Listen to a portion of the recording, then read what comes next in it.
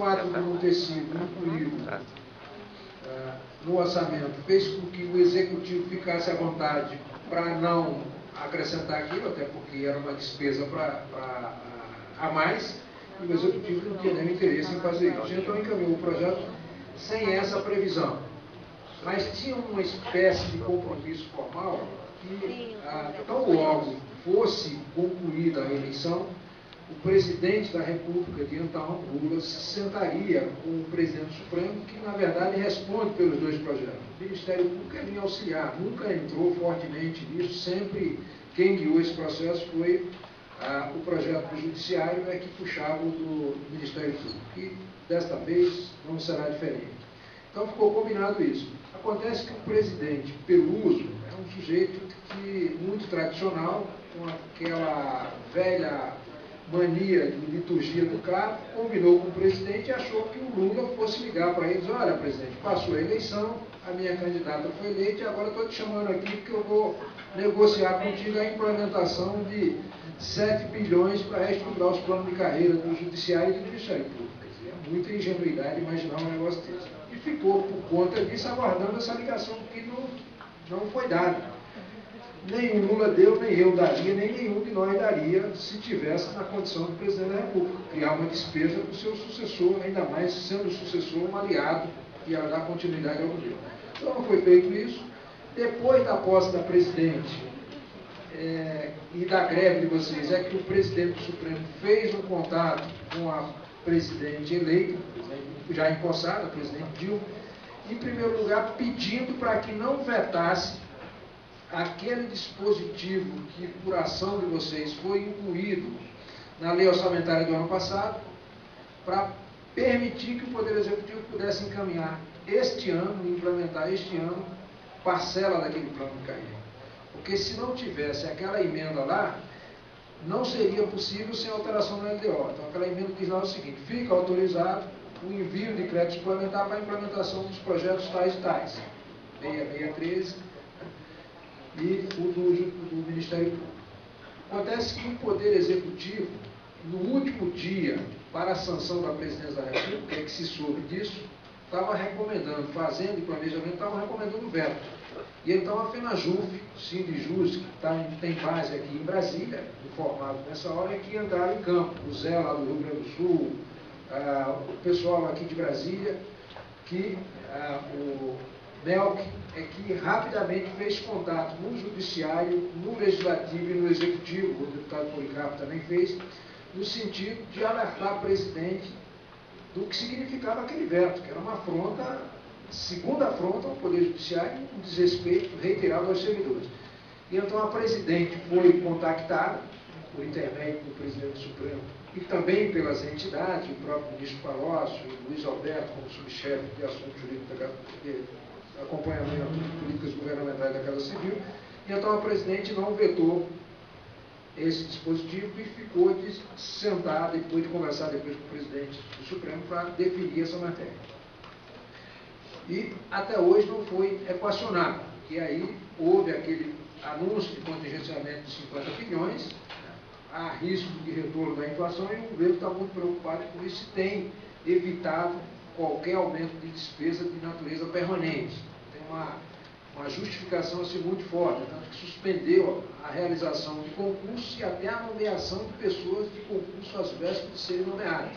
Por exemplo, o Ministério da Ciência e Tecnologia, o concurso prescreveu sem que o pessoal venceu sem que o pessoal tivesse sido nomeado e já numa prorrogação. Então, uma situação realmente delicada em função dessa decisão do governo de fazer os cortes.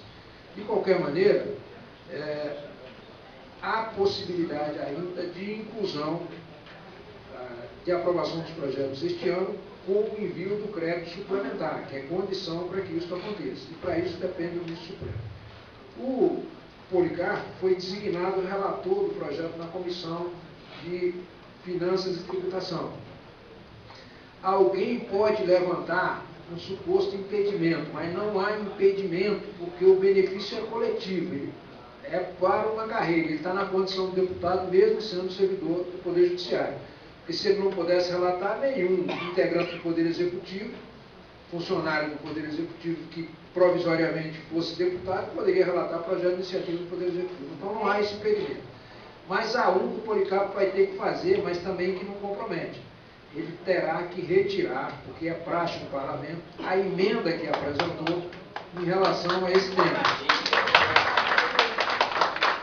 Nada impede, entretanto, que como relator, ele adote uma redação semelhante àquela. Mas não há impedimento em relação a isso. Mas qual é a importância desse processo? A importância desse processo é o seguinte, é que agora ele está na mão de alguém que é oriundo da categoria, sabe das necessidades, sabe do desequilíbrio que existe dessa carreira do Ministério Público e também do Poder Judiciário, sobre o Poder Judiciário, em relação às demais carreiras do Executivo que passaram por reestruturação e que vai tensionar junto ao Executivo e junto ao Judiciário uma solução para essa matéria. E isto vai ser importante. Por exemplo, a LDO está lá no Congresso agora, para ser votada. Ela tem que ser aprovada até dia 17 de julho, sob pena do Congresso não entrar em recesso. Se o deputado Policarpo quiser, ele pode viabilizar a aprovação dessa matéria lá com um simples pedido de vista, porque no Congresso só se vota LDO por acordo, não tem quórum, maioria absoluta da Câmara e do Senado numa sessão conjunta. Não há, são raros os momentos em que isso acontece. Não pode utilizar isso como um elemento forte, inclusive, para esse aspecto. Essa LDO, que está lá no Congresso, no seu artigo 80, ela prevê que os projetos que estejam tramitando até 31 de agosto do ano anterior que serão votados ou que poderão ser votados para reajuste no ano seguinte. Então, preventivamente, eu recomendaria aqui à FENAJUF que propusesse uma emenda à LDO para determinar que aqueles projetos que já estiverem tramitando no Congresso até 31 de agosto do ano anterior, o orçamento aloque necessariamente recursos para sua implementação. Isso é uma medida preventiva, embora o nosso desejo seja que simplesmente este ano e não ano que vem, mas preventivamente é importante já fazer essa emenda para assegurar na LDO que aqueles que já estão tramitando, entre eles esses dois de vocês, se assegure esse recurso tranquilamente. Há possibilidade,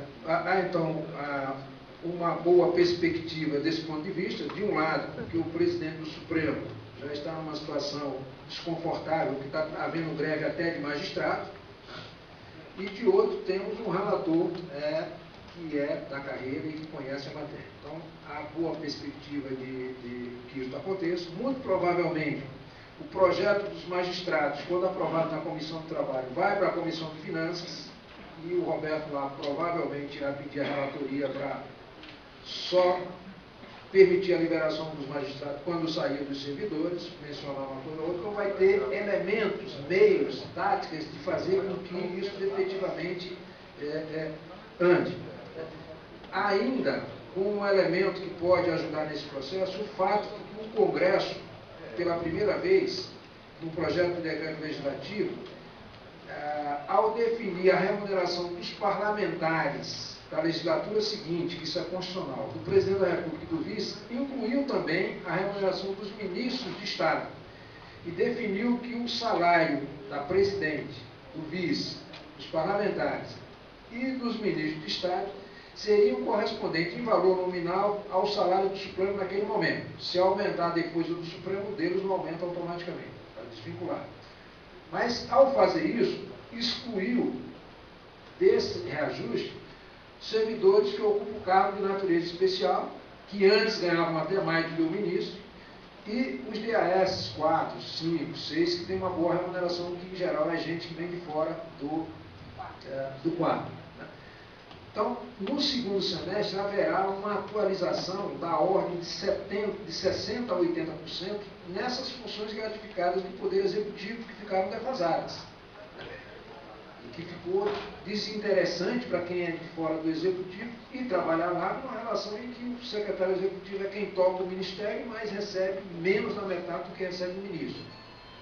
Então, nesse momento, o Poder Executivo vai ter que mandar para o Congresso uma alteração na LDO para permitir essa atualização. Presidente de agência, diretores do Banco Central, diretores de agência, enfim, todo mundo está ganhando a metade do que ganha o ministro de Estado.